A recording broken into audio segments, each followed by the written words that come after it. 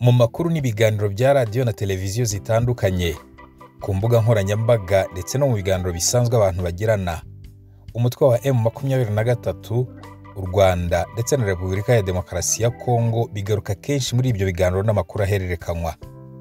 Kubera iki buri gihe umutwe wa M23 usanishwa na leta y'u Rwanda? Uyu mutwe ubundi wavutse ute?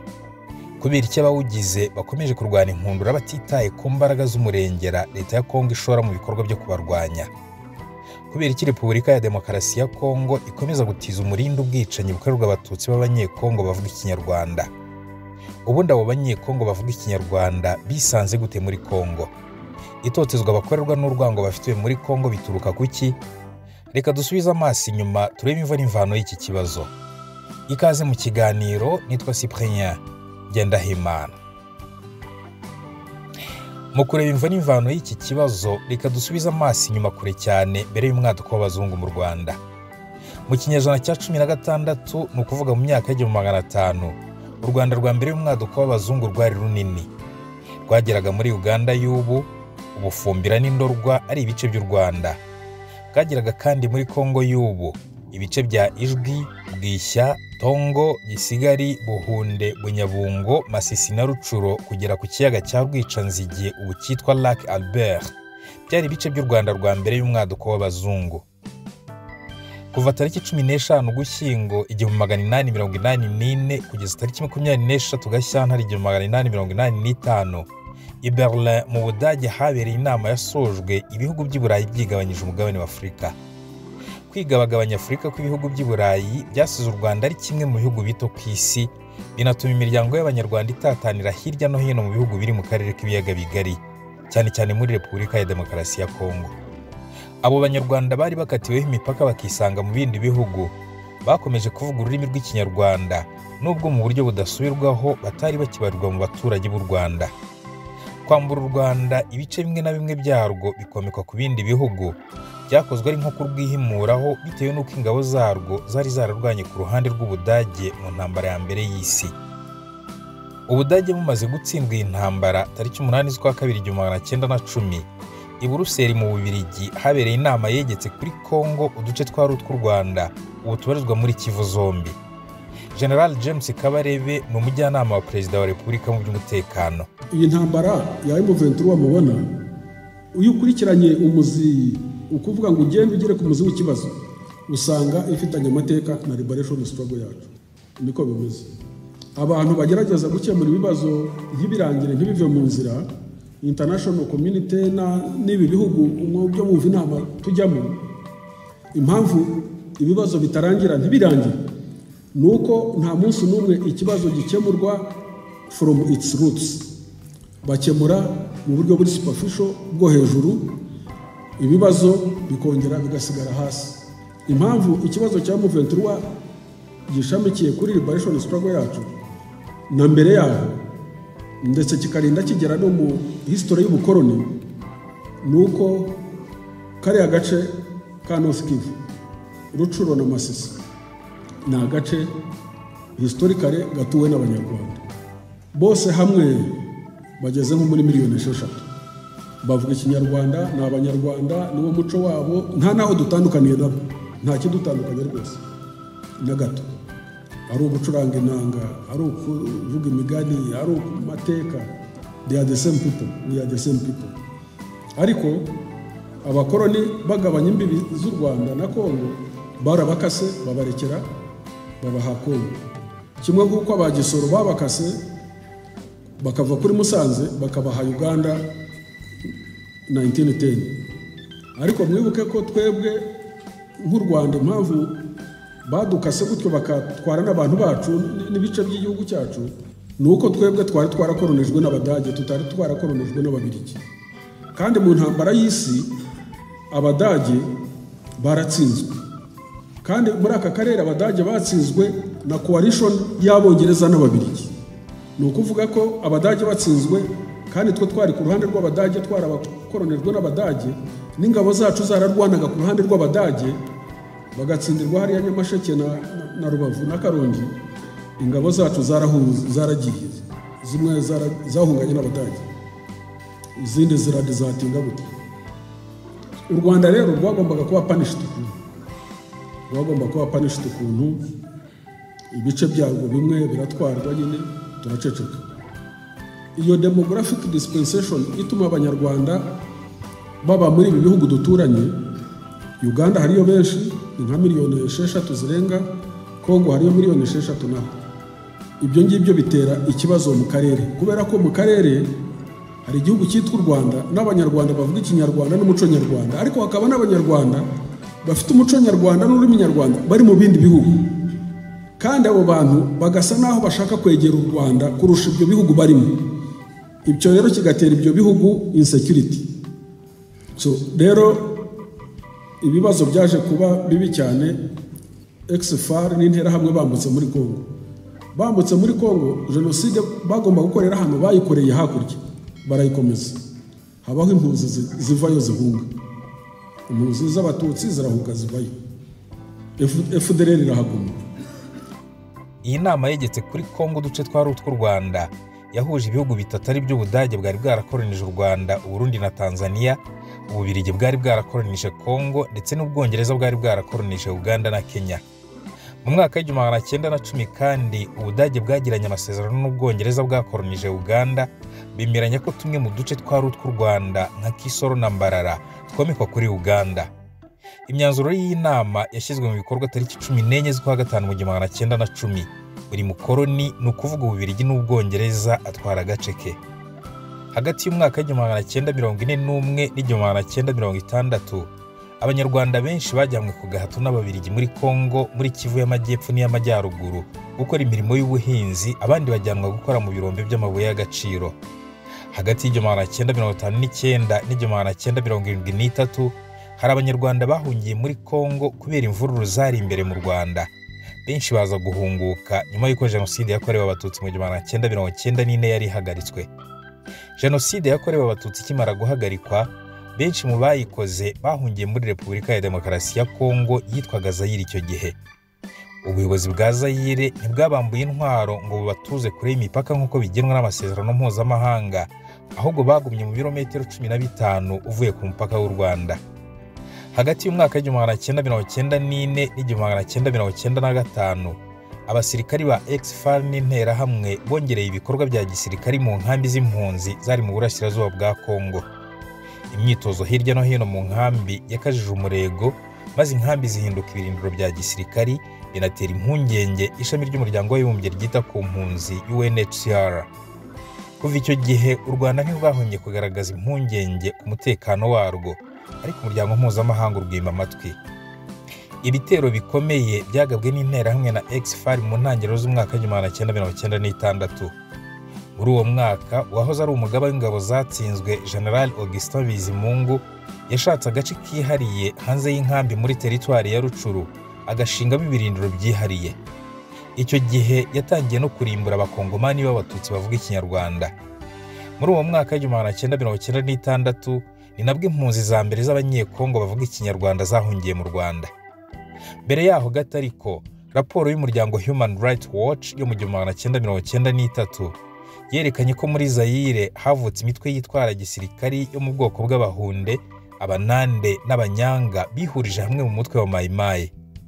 Ababembe n'Abarega nabo bashinze imitwe yitwaje intwaro, kandi aba bose batizwaga umurindi na bamwe mu bayobozi mu nzego nkuru z'igihugu n'iz'igisirikari cya Zaire y'icyo gihe, Forces Armées Zairoises, FAZ mu magambo y'impine. Iyo mitwe yose yagabye ibitero ku bavuga Ikinyarwanda bose, baba Abahutu cyangwa Abatutsi, hapfa benshi abandi barahunga. Ubuyobozi bwa Zaire icyo gihe ntacyo bwakoze ngo burinde umutekano w'abenegihugu. Nyuma y'uko jenoside yakorewe Abatutsi ihagaritswe, interahamwe na ex-FAR zahungiye muri Kongo ari nyinshi, maze ibyo bitiza umurindi ingengabitekerezo y'ivangura n'amacakubiri mu moko bahasanze. Ariko noneho icyo gihe interahamwe na ex-FAR babumvisha ko umwanzi atari uvuga Ikinyarwanda wese, ahubwo ko ari Umututsi uvuga Ikinyarwanda. Kuva icyo gihe amwe mu moko bahasanze yifatanyije na ex-FAR n'interahamwe mu guhiga no kumenesha Umututsi wese muri Kongo. Ibi byatumye kugeza ubu Abanyekongo bavuga Ikinyarwanda bagenda bigengesereye kuko badafatwa nk'abenegihugu, na cyane ko mu banyekongo hari abatemera ko umunyekongo uvuga ikinyarwanda ari umunyekongo koko, kabone n'ubwo bari ku butaka bw'abasekuruza babo. Umunyekongo uvuga ikinyarwanda kuri bo ni umwanzi. Kuva icyo gihe impunzi zirenga miliyoni zacyuye mu Rwanda, izidashaka gutaha ndetse na ex-FAR n'interahamwe bahungira mu mashyamba ya Kongo. Nyuma y'uko ex-FAR n'interahamwe bameneshejwe, bashinze umutwe w'igisirikari bise ALIR, Armée pour la Libération du Rwanda, unafite umutwe wa politike wiswe PALIR, Parti pour la Libération du Rwanda. Tariki 22 z'ukwa munani 1997 na 11 z'ukwa 12 1997, ALIR yagabye ibitero bibiri mu majyaruguru y'u Rwanda, imudende mu nkambi z'impunzi z'abatutsi b'abanyekongo bari barahunze ubwicanyi nk'ubwo muri Kongo, hapfa impunzi zirenga 1000 ziganjemo abana n'abagore. Ubwicanyi bwarakomeje uburengerazuba no mu majyaruguru y'u Rwanda, kuko tariki 19 z'ukwa mbere 1998 bisi yatwaraga abakozi ba Bralirwa yatwitswe na ALIR, abagera kuri 74 barahagwa. Hanabaye kandi n'ubwicanyi bw'abana b'Inyange. Uwari perezida wa Zaire yari yaramaze guhinduka Repubulika ya Demokarasi ya Kongo, Laurent Désiré Kabila, nawe yakoranye bya hafi na ALIR ndetse na PALIR, ari nabyo byateje intambara ya kabiri ya Kongo. Mu kwezi kwa kabiri mu 1999, abarwanyi ba ALIR bateye u Rwanda binjiriye mu ishyamba rya Rwindi muri Uganda, bihana imbibe na Kongo, bica ba mukerarugendo b'Abanyamerika n'Abongereza, ndetse bica n'abaturage benshi ku mupaka uhana imbibe na Uganda. Icyo gihe umutwe wa ALIR washyizwe ku rutonde rw'imitwe y'iterabwoba na Leta z'Ubumwe za Amerika, ariko ntihagira ikivuga kuri Perezida Laurent Désiré Kabila wabafashaga ku rugamba rwo guhohotera Abanyarwanda. Ibi byatije umurindi umutwe wa ALIR, maze mu mwaka w'ibihumbi 2000 mu rwego rwo kwikuraho icyasha cyo kwitwa umutwe w'iterabwoba, uyu mutwe uhindura izina wiyita FDLR, ariko ingengabitekerezo yawo yo iguma ari yayindi. Nyuma y'uko Laurent Désiré Kabila yifatanyije n'umutwe wa ALIR, abanyekongo bavuga ikinyarwanda bashinze ihuriro bise Rassemblement Congolais pour la Démocratie, RCD Goma mu magambo y'impine. Ikibazo cy'umutekano muke cyari gitangiye gufata indi ntera, cyatumye tariki 30 z'ukwa 11 1999 umuryango w'abibumbye utora umwanzuro nimero 1279 utanga uburenganzira bwo kohereza muri Kongo ingabo ziswe MONUC zo kugarura amahoro muri Kongo, nk'uko byari byifujwe na leta y'iki gihugu mu masezerano ya Lusaka. Icyo gihe akanama k'umuryango w'abibumbye gashinzwe umutekano kasabye ko intambara ihagarara n'ingabo z'amahanga zikava ku butaka bwa Kongo. Loni kandi yategetse ko igihugu cyagize uruhare mu ntambara ya Kongo kitongera kwivanga mu bibazo byayo. Gusa umutwe wa ALIR wagumyeho kuko wari ukingiwe ikibaba n'ubuyobozi bwa Kongo. Ibi byatumye amasezerano ya Lusaka adatanga umusaruro kandi yarashyizwemo ingufu nyinshi. Ingabo za MONUC zoherejwe muri Kongo ntizabashije gufasha kuyashyira mu bikorwa, bituma n'icyifuzo cy'u Rwanda cyo guhashya FDLR kidashoboka. Icyo gihe kandi hakomeje kuvuka indi mitwe myinshi ya gisirikare mu bice bitandukanye byo mu burasirazuba bwa Kongo. Ibyo byose kandi bikaba ingabo z'umuryango w'abibumbye zirebera. Ku itariki 30 z'ukwa 7 2002 i Pretoria muri Afurika y'Epfo hashyizwe umukono ku masezerano hagati y'u Rwanda na Kongo yari iyobowe na Perezida Joseph Kabila. Afurika y'Epfo nk'umuhuza yasabye impande zombi gushyira mu bikorwa ingingo yo mu masezerano ya Lusaka yasabaga Kongo ifatanyije na MONUC kurangiza ikibazo cya FDLR. U Rwanda rwo rwasabwe gukura ingabo zarwo muri Kongo ruzivanayo, ariko FDLR ntiyamburwa intwaro, bituma amasezerano ya Pretoria nayo aba amasigara cyicaro. Nyuma y'uko ingabo z'u Rwanda zivuye ku butaka bwa Kongo muri Mata mu 2003 i Sun City muri Afurika y'Epfo, nanone habereye inama yahuje abataravugaga rumwe n'ubutegetsi bwa Kabila, aribo Rassemblement Congolais pour la Démocratie, RCD Goma y'abanyekongo bavuga ikinyarwanda, Mouvement de la Libération du Congo, MLC ya Jean-Pierre Bemba, ndetse na Union pour la Démocratie et le Progrès Social, UDPS ya Etienne Tshisekedi. Amasezerano ntiyashyizweho umukono kuko Etienne Tshisekedi yabyanze, bitewe n'ingingo yavugaga ko Kabila ayobora manda y'imyaka 2 akongerezwa na ba vice president 4. Icyo gihe RCD Goma yarasenyutse kuko igice kinini cyabo muri Kivu y'Amajyepfo bemeye kujya muri leta, abandi bemera kujya mu gisirikari, mu gihe abo mu majyaruguru bo banze kuko batashakaga kujya mu gisirikari ngo bavangwe na ex-FAR barwanyaga. Ni mu gihe kandi hari hakiri ibikorwa byinshi byo kumenesha abatutsi b'abanyekongo muri Rucuru n'Amasisi. Ingaruka zo kutambura intwaro FDLR ifatanyije n'indi mitwe y'abanyekongo zatumye bakomeza ubwicanyi mu ntara ya Kivu y'Amajyaruguru, muri Rucuru, muri Nyiragongo, muri Masisi, ndetse banagaba ibitero ku butaka bw'u Rwanda.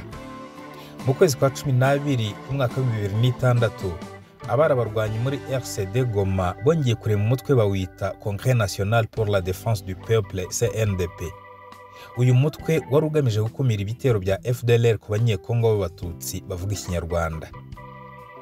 Tariki 23 z'ukwa gatatu 2009 habaye amasezerano yo kwinjiza mu gisirikari cya Kongo abarwanyi ba CNDP, yari no kwemerera CNDP ko umutwe wa politiki wemewe na leta ya Kongo. Muri ayo masezerano abarwanyi ba CNDP bari bahagarariwe na Bosco Ntaganda. Icyo gihe leta ya Kongo yemeye ku ruhande rwayo ibyo CNDP yasabaga, harimo gucyura impunzi zari zarameneshejwe n'umutwe wa FDLR n'indi mitwe yitwaje intwaro. Gusa leta ya Kongo yaje kunanirwa gucyura impunzi, ahubwo ikomeza gufasha FDLR, bityo ibikorwa byayo by'ubwicanyi birakomeza, ikibazo cy'impunzi kirushaho gukomera. CNDP yitandukanyije n'igisirikari cya Kongo maze iri mu mutwe wiswe Mouvement du 23 Mars M23, izina rikomoka ku masezerano y'amahoro yasinyiwe i Goma tariki 23 z'ukwa gatatu 2009 hagati ya guverinoma ya Kongo na CNDP, ariko bikaza kurangira adashyizwe mu bikorwa na leta ya Kongo. Mu mwaka wa 2013 umutwe M23 wagabweho ibitero n'ingabo z'umutwe wihariye wa MONUSCO wiswe Force Intervention Brigade, wari washyizweho n'umwanzuro nimero 2098 w'akanama k'umutekano k'umuryango w'abibumbye. Uyu mutwe udasanzwe wari ugizwe n'ibihugu bitatu ari byo Malawi, Afurika y'Epfo na Tanzania. Uyu mutwe wari wahawe inshingano zihariye zo kurwanya imitwe yose yitwaje intwaro ibarizwa mu burasirazuba bwa Kongo, ariko ku isonga harimo imitwe ya M23 na FDLR. Abarwanyi ba M23 baratsinzwe bahungira mu bihugu bya Uganda n'u Rwanda. Abahungiye mu Rwanda bambuwe intwaro batuzwa mu nkambi mu karere ka Ngoma kari mu burasirazuba bw'u Rwanda, kure y'umupaka wa Kongo, n'ubu bakaba bahari. Mu bihe bitandukanye u Rwanda rwagerageje guhuza ubuyobozi bwa Kongo n'abarwanyi ba M23 bari mu nkambi hagamijwe gushaka umuti urambye w'iki kibazo. Bamwe mu barwanyi ba M23 bahagarariye bagenzi babo bajyanywe muri Kongo kuganira n'abayobozi b'iki gihugu, ariko kugeza n'ubu nta gisubizo babonye. Nyuma yo kwirukana M23 ku butaka bwa Kongo, Force Intervention Brigade yabaye nk'ishoje urugamba n'inshingano yari yahawe. Nta wundi mutwe yarwanyije kandi byari mu nshingano zayo. FDLR yakomeje guhungabanya umutekano mu burasirazuba bwa Kongo n'u Rwanda, ikingiwe ikibaba na leta ya Kongo MONUSCO irebera, nyamara u Rwanda rwarubahirije ibyo rwasabwaga. Mu mwaka wa 2021 umutwe wa M23 wubuye imirwano uturutse mu bihugu bitandukanye wari warahungiyemo ukuyemo u Rwanda. Kubura imirwano k'uyu mutwe byari biturutse ku kuba bawugize barabonaga ko imiryango yabo yasigaye ku butaka bwa Kongo ikomeje kwicwa leta irebera, kandi n'amasezerano yasabaga leta ya Kongo gukurikirana ikibazo cy'impunzi igakemura ikibazo cyatumye zihunga ikanazifasha gutaha, byose nta na kimwe cyari cyarakozwe. Nyuma yo kubura imirwano, abakuru b'ibihugu byo mu karere bagerageje gushakira umuti ikibazo cy'intambara hagati ya M23 na leta ya Kongo. Tariki 23 Ugushyingo 2022 bahuriye i Rwanda muri Angola, hafatwa imyanzuro ko umutwe wa M23 ugomba gushyira intwaro hasi mu maguru mashya. Reka twibukiranye gato kuri iyo myanzuro.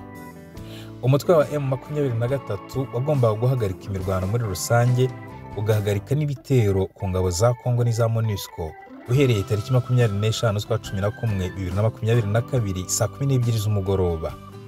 Impande zombi kandi zari zasabwe kubahiriza bidasubirwaho amatangazo y'abakuru b'ibihugu by'umuryango wa Afurika y'Iburasirazuba ya Nairobi yo ku 21 z'ukwa 4 2022 no ku 20 z'ukwa 6 2022 yiswe Processus de Nairobi, ndetse n'urupapuro rw'inzira rwa Rwanda rwo ku wa 7 z'ukwa 7 2022 rwiswe Processus de Rwanda, n'imyanzuro y'inama idasanzwe y'abakuru b'ingabo z'umuryango wa Afurika y'Iburasirazuba yabereye i Bujumbura ku itariki 8/11/2022.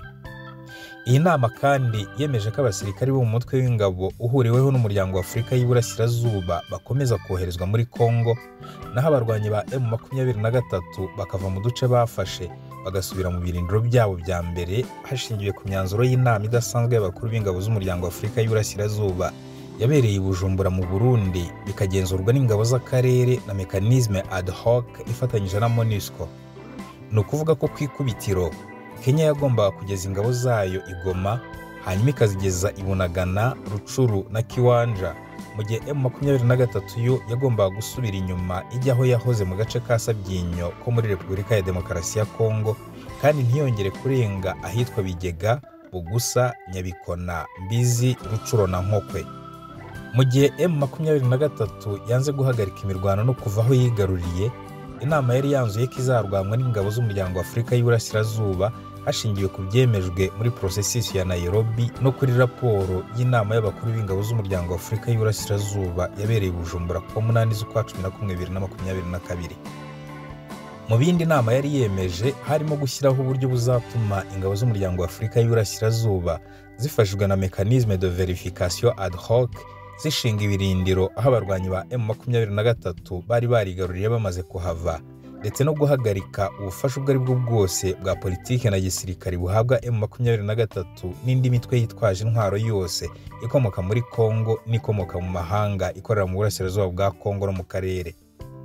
Imitwe ya FDLR Foka, Red Tabara, ADF n'indi mitwe yose yitwaje intwaro ikorera muri Kongo yagombaga guhita ishyira intwaro hasi igatangira gusubiraho ikomoka hashingiwe ku byemejwe muri processus ya Nairobi, ikabifashwamo na MONUSCO, mécanisme de vérification ad hoc n'umutwe w'ingabo za Afurika y'Iburasirazuba. Umutwe wa M23 kandi wagombaga kwamburwa intwaro ukajyanwa aho wateganyirijwe kuba muri Kongo, bikagenzurwa na FRDC, ingabo z'akarere na mécanisme de vérification ad hoc no ku bufatanye bwa MONUSCO. Kuri ibyo hakiyongeraho gushyiraho uburyo butuma bavuye mu byabo batahuka bagasubira mu ngo zabo, gusubukura no gukomeza ibiganiro bya politike hagati ya guverinoma ya Kongo n'imitwe yitwaje intwaro yo muri Kongo, ndetse no gusubukura ibiganiro hagati ya Kongo n'u Rwanda mu rwego rwo kuzahura umubano ushingiye kuri diplomasi no kongera kugirana ubutwererane hagati y'ibihugu byombi. Abari mu nama biyemeje gushyira mu bikorwa inyandiko y'inzira ya Rwanda n'amasezerano yumvikanyweho muri processus ya Nairobi no mu nama y'abakuru b'ingabo za Afurika y'Iburasirazuba, baniyemeza kwiga no gushakira igisubizo ikibazo cy'uko impunzi zose zazasubira mu bihugu byazo nk'uko byemejwe mu nyandiko y'inzira ya Rwanda, ndetse no gukomeza ubufatanye ku nzego zose hagati ya processus ya Rwanda na processus ya Nairobi. Iyi myanzuro yose ntigeze ishyirwa mu bikorwa ku ruhande rwa Kongo. Ingabo za Kongo zakomeje gukorana n'imitwe yitwaje intwaro ikorera mu burasirazuba bw'iki gihugu, nk'uko no mu bihe byashize FRDC na FDLR batahwemye gufatanya banagaba ibitero bitandukanye mu Rwanda. Mu mwaka wa 2019 hagabwe igitero i Musanze, abantu batari bake bahasiga ubuzima, abandi barakomereka.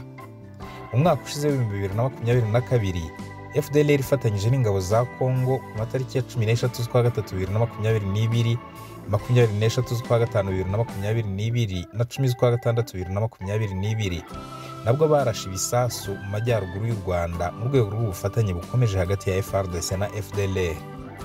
Hari amakuru avuga ko umugaba w'ingabo za Kongo yagiye i Goma mu ntangiriro z'ukwezi kwa mbere agirana inama n'abayobozi b'imitwe yitwaje intwaro irimo FDLR, ndetse bumvikana gukomeza gushyira hamwe n'ingabo za Kongo mu ntambara zihanganyemo na M23.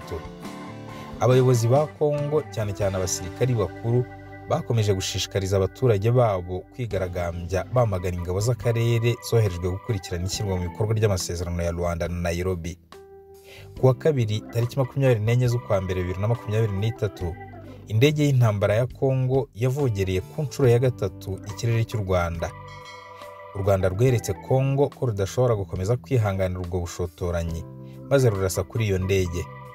Iyo ndege imaze kuraswa, leta ya Kongo yisobanuye ivuga ko u Rwanda rwayirasiye indege mu rwego rwo kutubahiriza amasezerano ya Nairobi na Rwanda no kubangamira amatora arimo gutegurwa.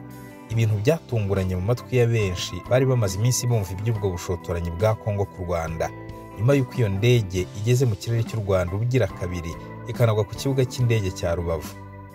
Nubwo ibihugu bitandukanye byagerageje gushakira iki kibazo igisubizo, leta ya Kongo iherutse kwanga ubuhuza bwa Qatar mu gushakira amahoro akarere, kandi ariyo yari yasabye guverinoma ya Qatar kwibera umuhuza n'u Rwanda. Mu bihe bitandukanye, leta ya Kongo yivuguruje kenshi ku kibazo cya FDLR. Tariki 16 z'ukwa kabiri 2023, Minisitiri Christophe Lutundula w'ububanyi n'amahanga muri Kongo yatanze ikiganiro cyasaga n'icyumvikanisha ko Perezida Tshisekedi atazi aho FDLR iherereye. Umva uko yabisobanuye.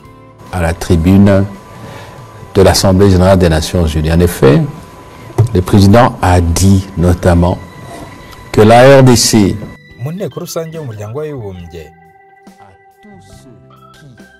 Perezida yavuze ko Repubulika ya Demokarasi ya Kongo isaba uwo ari we wese, yaba imiryango mpuzamahanga, imiryango itari iya leta, abantu ku giti cyabo, leta y'u Rwanda, uwaba azi ko mu by'ukuri hari FDLR hano akabaza abayobozi ba FDLR naho bari ko yabitumenyesha. Leta ya Kongo yiteguye niba ari byo koko kurandura virusi ya FDLR itera agatotsi mu bana wacu mu Rwanda. A déraciner les virus du FDLR qui enveniment les relations avec le Rwanda. Minisitiri Lutundula nta cyemeza ko abarwanyi ba FDLR bari muri Kongo, niko Minisitiri Lutundula yabivugaga icyo gihe. Gusa ariko nanone binyuranye kure cyane n'ibyo Perezida Tshisekedi ubwo aherutse kuvuga mu kiganiro yagiranye na televiziyo ya France 24 hamwe na radio mpuzamahanga y'Abafaransa RFI. Et aujourd'hui, les FDLR, c'est une force résiduelle qui ne menace plus la sécurité du Rwanda. Uyu munsi FDLR ni umutwe usigaye ku izina udateye ikibazo ku mutekano w'u Rwanda. Ntabwo ikiri ikibazo ku mutekano w'u Rwanda. FDLR ni ikibazo ahubwo kuri twebwe abanyekongo kurusha u Rwanda. Gihamye n'iyicwa rya ambasaderi w'Ubutaliyani muri Kongo mu kwezi kwa mbere gushize, Bwana Luca Atanasio, wishwe na FDLR yahindutse amabandi, ikaba itagifite umugambi wa politike wo gufata ubutegetsi mu Rwanda. Qui n'ont plus d'idéologie politique visant à regagner le pouvoir à Kigali. Nubwo hagiye habaho ubufatanye hagati y'ingabo za Kongo n'iz'u Rwanda mu kurwanya umutwe wa FDLR, nta na rimwe iyo gahunda yigeze igera ku musozo ku buryo wahamya ko abarwanyi ba FDLR babahashyije burundu. Mu mwaka w'1994 ubwo abanyarwanda bahungaga ku bwinshi, abahungiye muri Tanzania mu nkambi za Benako na Ngara barengaga miliyoni, ariko nta numwe winjiranye intwaro muri icyo gihugu, kabone niyo yaba ari umuhoro. Intwaro bazisigaga ku mupaka.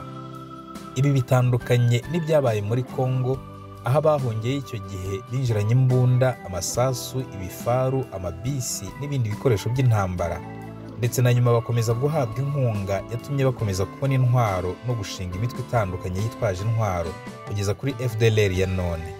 General James Kabarebe, umujyanama wa Perezida wa Repubulika y'u Rwanda mu by'umutekano, arasobanura neza uko byagenze. Muri izi ntambara twarwanya na Kongo z'urudaca, izi navugaga zirimo za Kitona n'izindi, leta ya Kongo yakomeje ikoresha FDLR iyiha intwaro ikayiha imbaraga.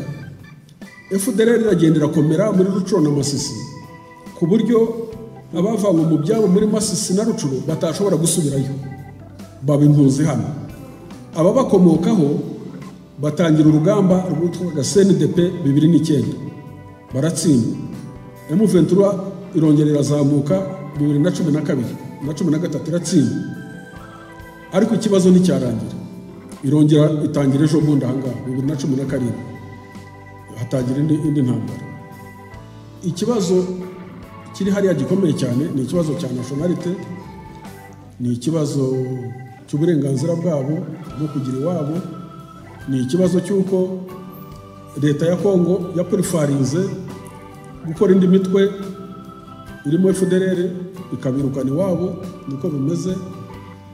Ariko uko dynamics zigenda zihinduka, ikibazo cyahariya kigenda kiba more complex. Abo navuze miliyoni 6 bari hakurya nta nubwo ari abatutsi gusa, abatutsi bo barahunze nta nubwo bari. Ariko ikibazo gihari nuko umuntu wese uvuga ikinyarwanda noneho Kongo yaramuhindutse, uvuga ikinyarwanda wese Kongo yaramuhindutse, so bamwe ikabakoresha abandi ikabahinduka. Nuri mu ngabo bakamutoteza, abafungwa bagafungwa, abicwa bakicwa, ku buryo ubuko bimeze ni ikibazo cyitwa abarwandofoni na leta ya Kinshasa. Rero ntabwo ari ikibazo cyoroshye, ni ikibazo kiri complex. Ntawe ushaka kujya muri roots zacyo ngo agisesengure akige neza, ariko wenda ubwo gifite abakirwanira biragenda byumvikana. Ubu M23 wahirwaniye cyane biragenda byumvikana, ubu ibibazo byumvikana. Niyo mpamvu consensus hari haba mu international community no mu region nuko bagomba kuganira ikibazo kigakemuka politikare binyuze mu biganiro. Uruhare rwa Kongo muri iki kibazo cya FDLR ariko hari abanyekongo batarubona, ahubwo igisubizo bakagishakira mu bihugu by'amahanga. Tariki ya mbere y'ukwa gatatu 2023 Perezida Emmanuel Macron w'Ubufaransa yagiriye uruzinduko rw'iminsi 4 mu bihugu bya Gabon, Angola, Congo Brazzaville na Repubulika ya Demokarasi ya Kongo byo ku mugabane wa Afurika. Uruzinduko yarusoreje muri Repubulika ya Demokarasi ya Kongo tariki 4 z'ukwa gatatu 2023, rusozwa n'ikiganiro Perezida Emmanuel Macron na Perezida Tshisekedi bagiranye n'abanyamakuru. Kwirengagiza uruhare rwa Kongo mu kibazo cya FDLR byongeye gushimangirwa n'ibibazo abanyamakuru barimo n'uwa Radio Okapi yo muri Kongo yabajije Perezida Macron ashinja Ubufaransa kuba ari bwo bwinjira FDLR muri Kongo, anabaza icyo bwiteguye gukora ku bibazo uyu mutwe wateje abaturage ba Kongo ndetse n'impamvu budasabira u Rwanda ibihano kandi rushinjwa gufasha umutwe wa M23. Umva ko Perezida Macron yamusubije. Merci pour vos questions. J'ai dit dans mon propos introductif, et je vous le redis avec beaucoup de clarté, que la France est un allié de la RDC, continuera de l'être. Urakoze ku bibazo byawe. Nabivuze ngitangira kandi ndabisubiramo ko Ubufaransa ari umufatanyabikorwa wa Kongo kandi bizakomeza kubuko. Niteguye gufungura dosiye zose z'amateka, narabikoze ku Rwanda. Niba ari icyifuzo cya Perezida Tshisekedi, nshyigikiye ko hajyaho komisiyo y'abasesengura amateka yagaragaza uruhare rwa buri ruhande. Hanyuma tuvugisha ukuri, bimeze gute kuva mu 1994? Ibihugu byinshi byo mu karere ntabwo ari kimwe. Ibihugu byinshi byinjiye mu gihugu cyanyu ndetse n'imitwe myinshi y'inyeshyamba irahakirira, yigwizaho ubukungu bwinshi n'amabuye y'agaciro byagombaga kugirira akamaro abaturage banyu. Kuva mu 1994 ntabwo ari ikosa ry'Ubufaransa, munyanganire kubivuga mu magambo akomeye. Ntabwo mwashoboye kugarura ubusugire bw'igihugu cyanyu, haba mu gisirikari, mu mutekano cyangwa mu miyoborere. Ibyo niko kuri. Ntimukwiye kugira undi mugerekaho amakosa. Mwabayeho muri ubwo buryo biza guteza intambara yahitanye ababarwa mu mamiliyoni tudakwiye kwibagirwa. Hakenewe gushyirwaho ubutabera nyabwo hano, kandi ibyo ntabwo ari Ubufaransa bugomba kubikora. Ubutabera nyabwo buzaba urufunguzo rutuma bishe bacibwa imanza, kandi barahari bakomeje kubaho bataryozwa uruhare rwabo muri ubwo bwicanyi. Mwabona gute amahoro arambye cyangwa ngo mwubake icyizere niba nta butabera mufite? Ntimushinje Ubufaransa ku bintu bibareba, uko nako ni ukuri. Kugaragaza ukuri ku mateka nibyo, ariko kwikorera imitwaro yose oya. Kandi niba dushaka kugaragaza ukuri, tukugaragaze kose n'uruhare rwa buri wese, harimo uruhare rwa Kongo n'ubw'akarere. Mwubake igisirikari gihamye, mugarura umutekano mu gihugu hose, mwubake ubutabera kugira ngo mudakomeza kugira abanyabyaha b'intambara bidegembya bataryozwa ibyo bakoze. Mwe kwemerera ibihugu byose muturanye kubasahura, icyo gihe tuzabashyigikira. Transitionnelle pour que vous n'ayez pas des coupables et des criminels de guerre encore en responsabilité ou sur le terrain. Soyez intraitables avec tous les voisins de la région quand ils viennent vous piller et nous serons à vos côtés. Ibyo Perezida Macron avuga abihurizaho na bamwe mu bayobozi bo mu bihugu byo mu karere ndetse na bamwe mu banyekongo babashije gufungura amaso bakarenga ibyo ubuyobozi bwa Kongo bukunze kugira urwitwazo ku mpamvu z'ikibazo cy'umutekano muke mu burasirazuba bw'iki gihugu. Abashyira u Rwanda mu majwi bose ndetse n'impuguke z'umuryango w'abibumbye zinakorera muri Kongo ntibayobewe ko kuri ubu Kongo ikorana n'abacancuro barwana ku ruhande rwayo, abo bita aba mercenaires, kandi amategeko mpuzamahanga Kongo yashyizeho umukono abibuza. Igitangaje ariko izo mpuguke n'abandi bose bashyira u Rwanda mu majwi bararuciye bararumira ku kibazo cy'abo bacancuro, kabone n'ubwo Kongo ibikora ku mugaragaro. Kwihanangiriza no gutunga agatoki u Rwanda ukirengagiza ko Kongo yanga nkana gukora ibyisabwa, bamwe babifata nko gutiza umurindi leta ya Kongo no kuyiha urwitwazo rwo kutubahiriza na busa no kudashyira mu bikorwa amasezerano iba yarashyizeho umukono ku bushake nta gahati ishyizweho. Impuguke kandi zigaragaza ko bidindiza bikanabangamira ishyirwa mu bikorwa ry'amasezerano atandukanye yashyizweho umukono n'abakuru b'ibihugu byo mu karere mu rwego rwo gushaka uko amahoro n'umutekano urambye yagaruka mu burasirazuba bwa Kongo. Abasesengura iby'iki kibazo bagaragaza ko igisubizo ku mutekano mu burasirazuba bwa Kongo nta kindi uretse kuba guverinoma y'iki gihugu igomba gushyira mu bikorwa processus za Nairobi na Rwanda uko zakabaye, imitwe yose y'abanyamahanga irwanira ku butaka bwa Kongo ikahirukanwa igasubira mu bihugu ikomokamo, abanyekongo bavuga ururimi rw'ikinyarwanda bakabona uburenganzira no kwishyira ukizana mu gihugu cyabo cya Repubulika ya Demokarasi ya Kongo. U Rwanda nubwo rutungwa agatoki na leta ya Kongo ntiruhema kugaragaza ubushake bwo gushyira imbere inzira y'amahoro, ndetse rukomeza gukora ibishoboka byose kugira ngo amahoro aboneke mu burasirazuba bwa Kongo no mu karere. U Rwanda rugaragaza ko rutazigera rushoza intambara, ariko nanone rukagaragaza ko nirushotorwa cyangwa rukagabwaho ibitero ruzirwanaho kuko rutakwihanganira na gato uwo ari we wese wahungabanya umutekano w'abaturarwanda.